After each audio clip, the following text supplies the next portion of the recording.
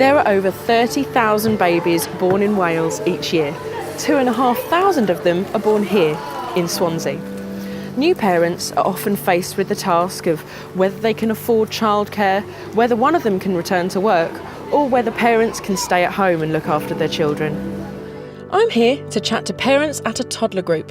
I want to find out what are parents looking for in a leader and how they think the upcoming election and Brexit will affect their children in the future.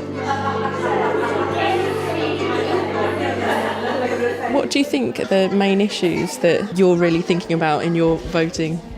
Well, for me, I'm a nurse and a mum, so a lot of my worries are on the NHS and the education system, really. So that's what I'm looking at when I'm looking at who to vote for. Apart from health, which would be a given, I think, for everybody, there's, for me, it's the pensions. How will my daughter retire to look after her grandchildren, to help that family out? Because childcare is expensive and a lot of grandparents are helping out, but how can they in the future if they've got to work till they're 70 years of age? The daughter can't afford childcare because it's £39 a day. She can't afford it because the wages are so low. The main issues, I think, in Pontarddulais are the surgeries and the schools. Some of the schools are overpacked, too many children in the class, and other schools are okay. The surgeries, you can't get into them. I feel very often that communities like this are totally overlooked in the wider expanse then. The issues that you care about, which party does that sort of make you lean towards? It's a difficult one because I feel sometimes a lot of it, they talk the talk, but it's whether they walk the walk. And I have been quite undecided this time. I actually don't know because I was anti-Brexit, so the only party that is following that route are the Liberal Democrats. Then Labour are more welfare orientated and more about protecting the vulnerable and the disabled.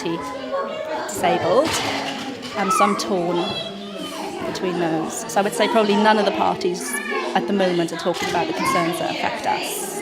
Are they going to give us what they portray to give us? Because a lot of them change their mind halfway through, don't they? Once you elect them, it all changes. The best for the future, I think, is to get youngsters working and get them into that sense of work and achievement, and they can have a good life and they can have their money and buy their houses. I don't say I agree with his policies, but I do quite like Jeremy Corbyn because he's not an in-your-face politician. He's not rude, very rude and offensive, whereas in this election I have found Theresa May's attitude obnoxious because you've got to be diplomatic, haven't you? And everything she says and the way she screws her mouse around. Oh no. They're all the same at the end of the day. They promise you everything, promise you the world, and sometimes they don't come through with it. I probably decide on the day, which one I would vote for, seeing what's available for us in terms of who's got the best offers.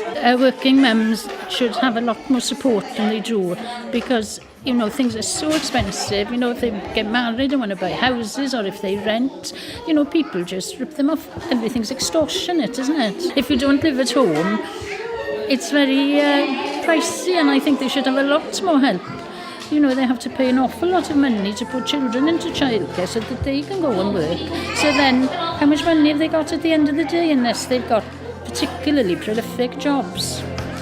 The health service and childcare are clearly big issues for parents in Wales. With full-time childcare costing an average of over £200 a week, it's no wonder it's an important trigger point in the election campaign for parents. Who knows what they'll vote for on polling day?